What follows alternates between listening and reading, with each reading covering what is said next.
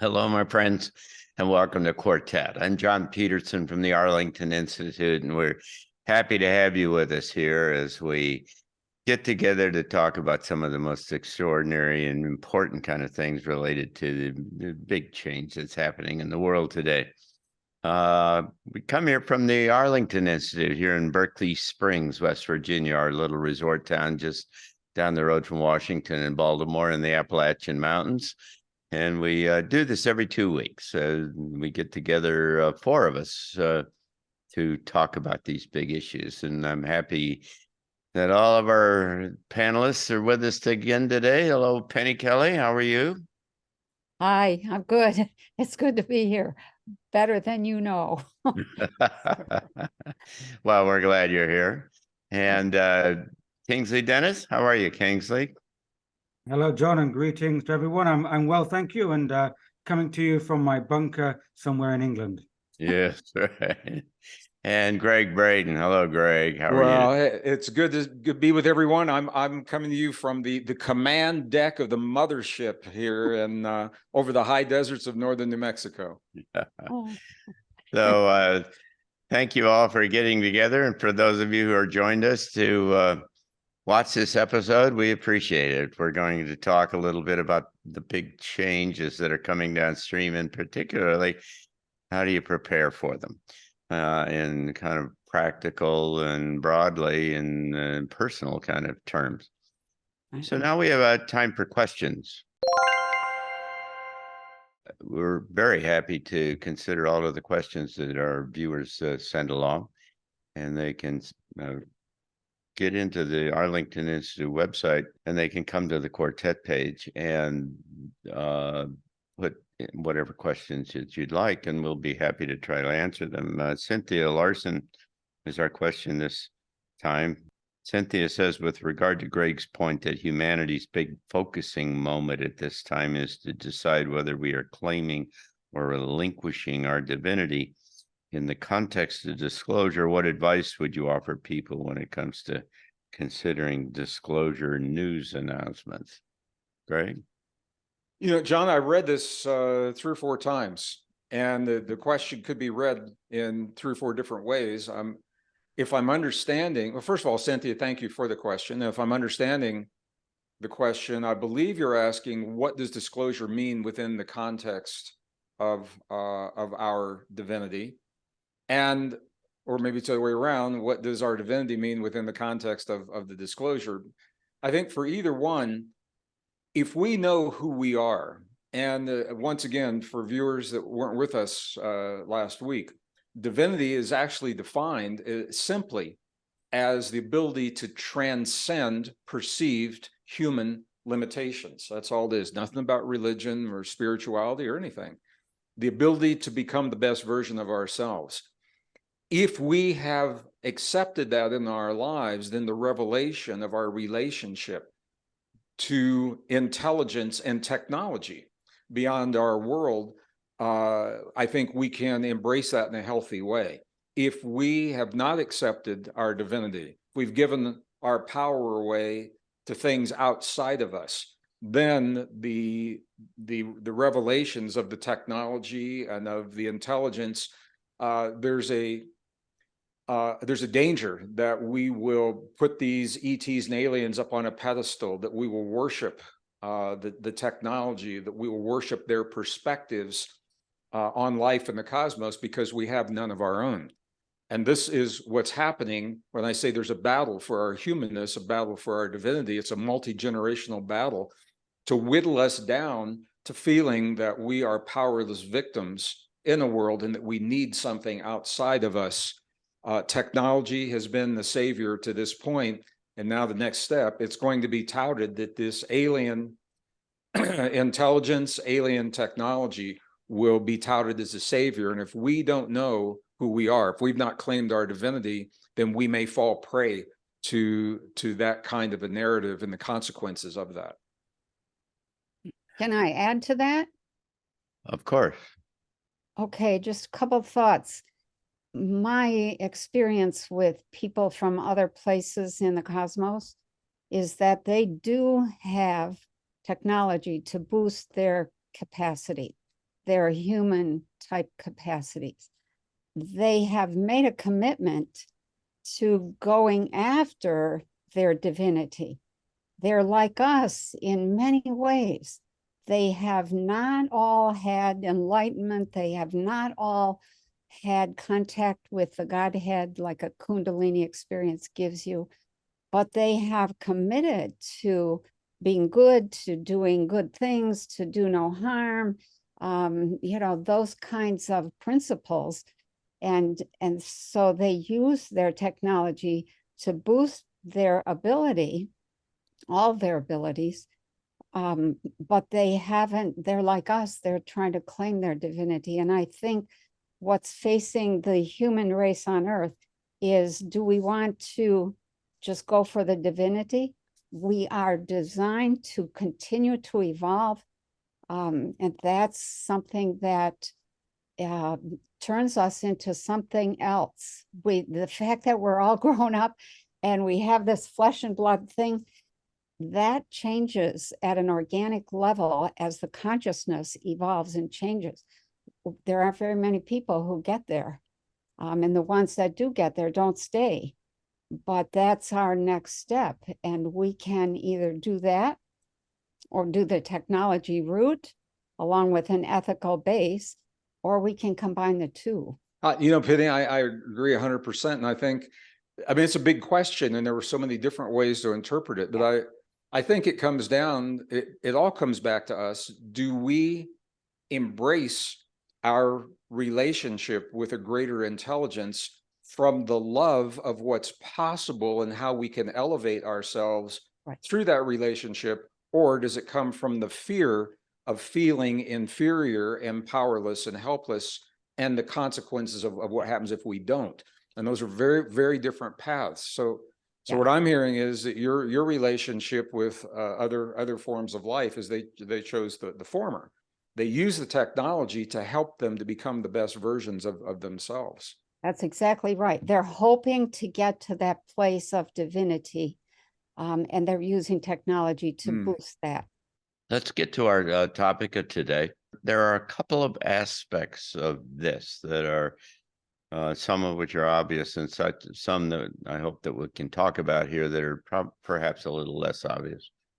There's the other side of this, though, is the personal preparation. That is to say, the internal or the conceptual or the larger perspective. My kind of brief kind of summary of what this is all about in terms of humans is expanded awareness. That no matter how you characterize what's going on, whether it's awakening or increase in consciousness or any of the other kind of common terms that are used here, they're all about expanded awareness about who we are as individuals and expanded awareness of the larger environment and how it works and so on. And into that space, there is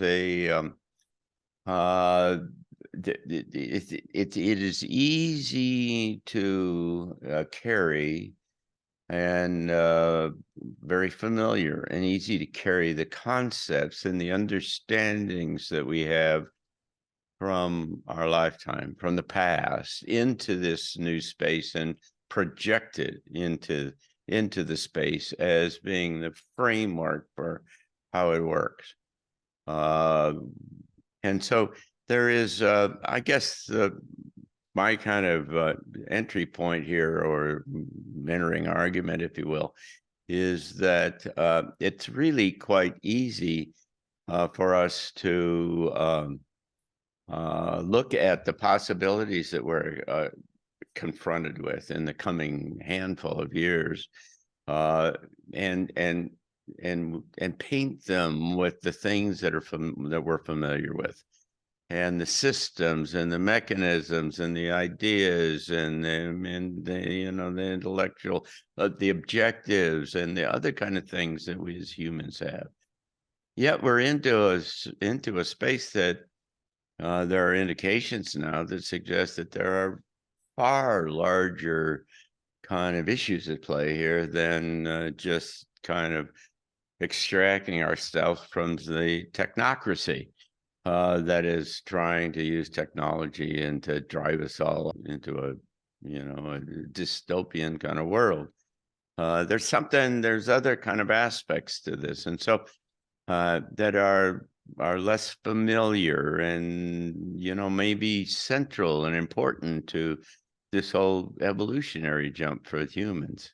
And so the question kind of is, how do we begin to prepare ourselves? How do we, going forward, to be able to kind of deal with the kind of the uncertainty and the certainty and the uncertainty of what we see coming our way? This is an amazing, profound, extraordinarily important time that if we do this right, all the indications suggest there could be thousands of years of peace on the back end, an extraordinary new world. But we've got to rise to the occasion, and that may require us to look at ourselves and look at what we do and look at how we prepare in quite a different way. First of all, for all of us, what we have to recognize is that we are living and actually accept and embrace the fact that we're living in this time of uncertainty, and there are things that simply cannot be known right now. There are things that we used to be able to do and plan with certainty that cannot be planned with certainty right now. And that's a huge shift, and any kind of shift in our lives like that, to embrace it in a healthy way, begins with the way we think. We could do all the prep stuff, and you identified that, you could have all the food and the water and, money stashed away or whatever. And that's all important on a physical level, but the real change is going to come from within. So there are methodologies to help us to embrace these kinds of changes in a healthy way that all deal with resilience. And resilience covers a lot of ground on a lot of different levels. On a very practical level, what we know is that our ability to embrace change is directly linked to our physiology. And part of that physiology is what's called heart rate variability, HRV. It's the time from one beat to the next, to the next, to the next. When we are young, that time varies tremendously. And we see that as young people generally can adapt to change quickly. As we get older, the term is we become set in our ways. And you can actually see that in an EKG, where the time from one beat to the next becomes less variable. It becomes more regular. So, and these changes, they're minute, John, they're in milliseconds. But the point is, there is a difference from one beat to the next. So the remedy for that, and what we can all do in our lives at any age, you can reset your heart rate variability to that of when you were younger by creating coherence between the heart and the brain. We talk about this in our books and other programs, and on this program as well. It is a 3-step process of focus, breath, and emotion that harmonizes the neural network in the heart and the brain to create greater heart rate variability, therefore, greater coherence, therefore greater heart rate variability.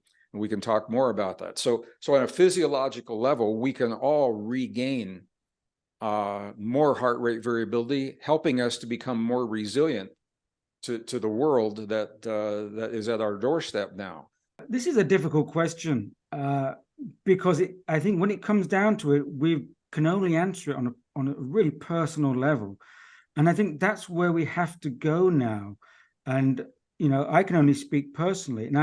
And from my own personal experience, I've been feeling that I've been more and more disengaging with the larger macro physicalness of the transition. And I think I've been realizing that the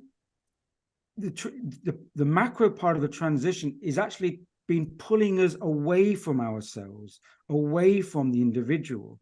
And we've been drawn into these energetic entanglements whereby we've been fearing about what's going to happen with the technocracy and with this, with that. I mean, these are these are valid fears. I'm not saying that, but I feel that they've been taking us away from ourselves. And more and more I've been feeling that this transition is going to happen. It's going to happen on the earth. There's no way to stop it, but we have to learn to individualize it for ourselves.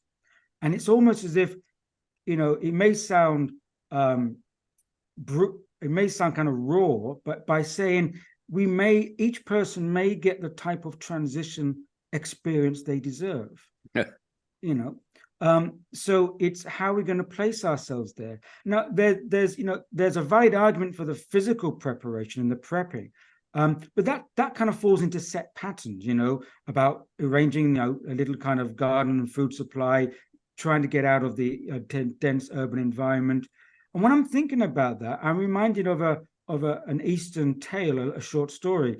I'll transfer it into a modern setting, base it in America, very short. So it's based in America. So this guy, Randy, he works in New York. And let's say he works for BlackRock. So he's going into the office to BlackRock, and he's in his office, and he's just about to start the day's work. And he sees, coming down the office, he sees death approaching. So he ducks behind his desk. He doesn't want anything to do with death. And death walks past him and then goes into his boss's office and to see his boss. And then Randy thinks, whoa, if death's in the house, I want to get as far away as possible. I don't want to be around when death is there. It's too tricky. So he thinks, where can I go? The furthest possible. So he jumps on a plane. And he goes way away across the coast to San Francisco, the furthest he can get away. In the meantime, Death is sitting down having a cup of tea or coffee with the boss of BlackRock, because they're old buddies. And then they're chatting. And then Death says to the boss, I think I just saw out the corner of my eye Randy in the office back there. And the boss says, yeah, this guy Randy, he works for us.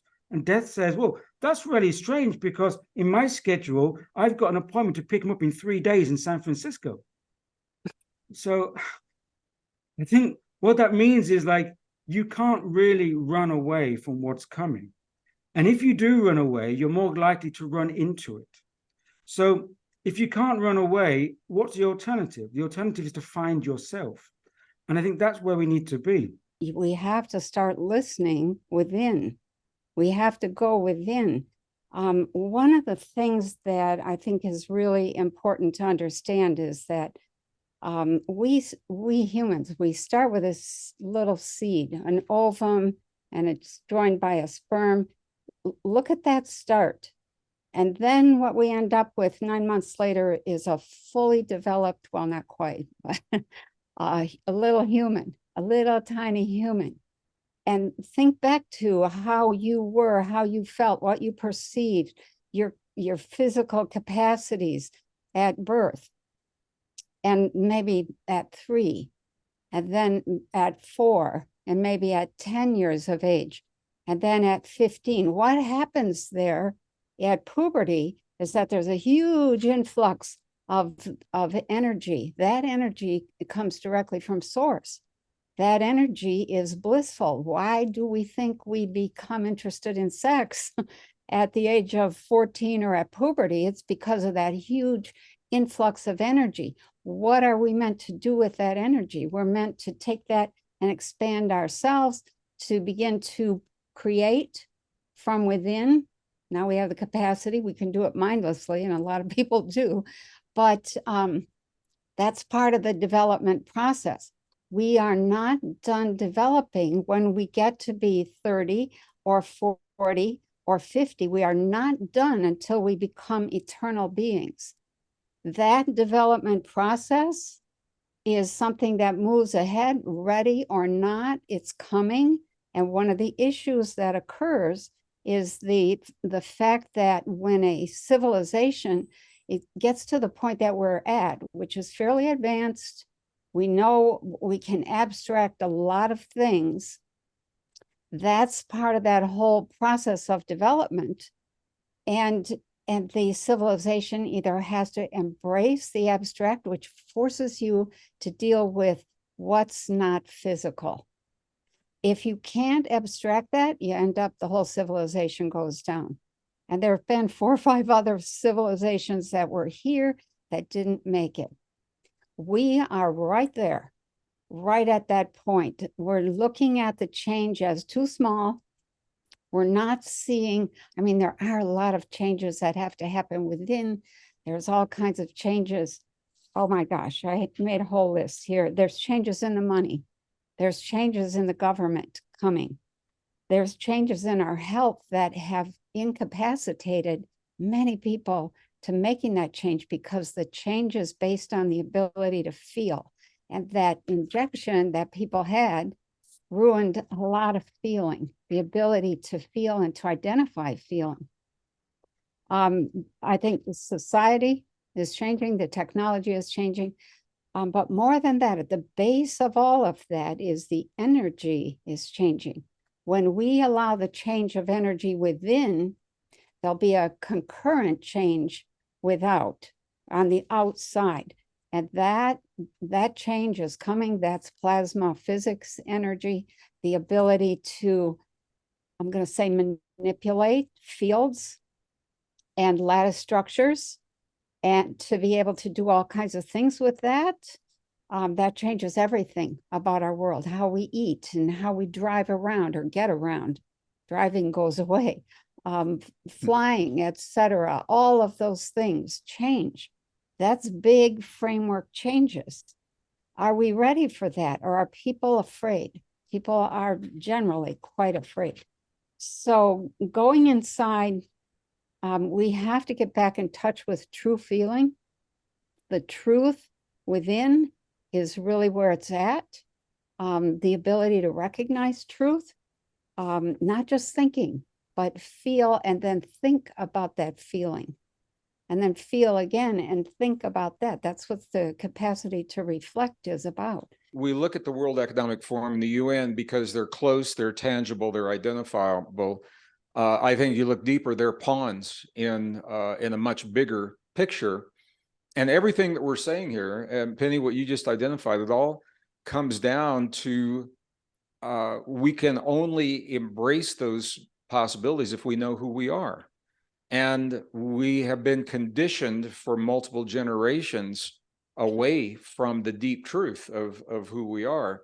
So this is where I think those levels of resilience, who are we as spiritual beings, or what does our divinity really mean? And when we begin to embrace those and the deep truth of what those answers are, the changes, we're not going to stop, but we'll interpret those changes by the meaning that we give to the change in our lives. If we don't know who we are, we give that change a meaning and a significance that's distorted based in fear. If we know who we are, then we see ourselves in relation to that change in a different way. And we can, I'm not going to say control, but I'm going to say we can participate.